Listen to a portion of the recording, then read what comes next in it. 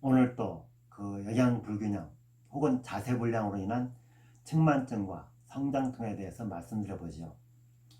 동의보감에도 태어나기를 건강하게 태어났으면 더 좋은데 어차피 태어났다고 한다면 태어난 이후에는 마음을 잘 다스리고 식이요법을 잘 관리해서 위장을 튼튼히 하라. 그러면 큰 질병이 오지 않는다고 이야기합니다. 한마디로 위장병이 없다고 한다면 마음이 편하다는 이야기지요. 맞습니다. 그래서 먼저 아이가 튼튼하게 태어나야 하니까 하루저녁 아비들자 혹은 어미들자의 마음가짐이 중요하다는 것이죠.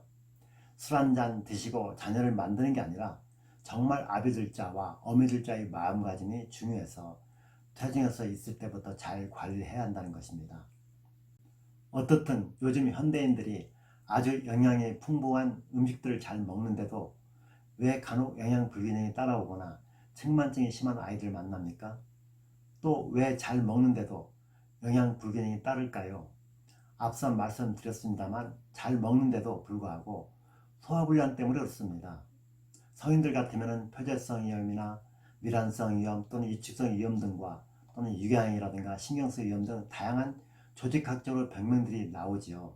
그런데 어린이들은 이러한 질병이 아니라 기능성 소화불량인 것입니다. 그래서 주로 스트레스를 받거나 짜증난 일들이 많아서인데요. 형제지간에 다투거나 부모로부터 꾸지람을 받는 경우가 많고 또한 친구들로부터 언짢은 일들로 속이 상한다든가 여러가지 사건 상황으로 인해서 어린이들도 스트레스를 엄청나게 받는 것입니다. 무슨 아이들이 스트레스를 받냐고 하고 반문하는 분들이 있는데요. 아니죠. 사람이기 때문에 그렇습니다. 더 나아간다면 학습에 대한 스트레스는 더 많을 아이가 없겠지요. 이러한 일들로 인해서 아이들도 기능성 소화 장애가 나오고 또 더 나아간다면 먹기 싫을 때 억지로 아니면 혼내거나 윽박지르다 보면 어린이들은 어때요? 상처가 되고 서서히 위장 장애가 나타나면서 체중이 미달되기도 하고 오히려 반대로 더 먹어서 입뼈가 나오기도 하고 성장 장애도 생기면서 측만증도 유발되기도 합니다. 이러한 측만증은 학습 시간에 자세불량도 있지만 주로 영양 상태가 고르지 않는 아이들한테 나타나는 것입니다. 가령 산 능선이나 계곡에 있는 나무들을 살펴보면 어떻습니까?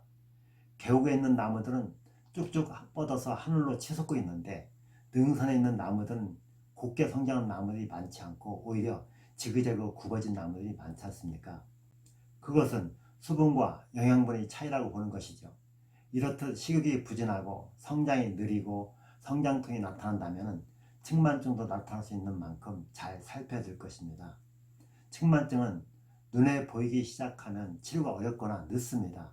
왜냐하면 주로 청소년기에 발견이 되는데 체형이나 미모에 관심이 쏠리는 나이에 발견한다는 것입니다. 그런데 이러한 나이에도 불구하고 치료하더라도 근육의 발달이 되지 않아서 쉽지 않다는 것입니다.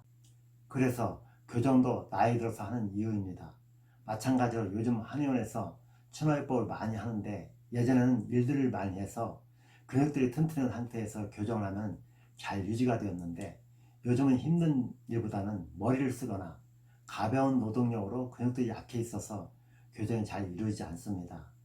또한 아이들에게 간혹 성장통이 나타나는 경우가 있는데 어느 순간에 키가 쑥쑥 크는데 먹는 것이 부실하거나 그에 따른 영양분이 공급이 안 될 때 성장통을 유발합니다. 이러한 경우도 먹기는 하는데 소화 흡수가 안 되어서 그런 것이죠. 이미 두통과 복통편에서 진단하는 방법을 알려드렸는데 다시 한번 살펴보시고 명치 밑을 눌러보면 쉽게 알 수 있는 것입니다. 따라서 이러한 시기를 놓지 않는 것이 굉장히 중요합니다.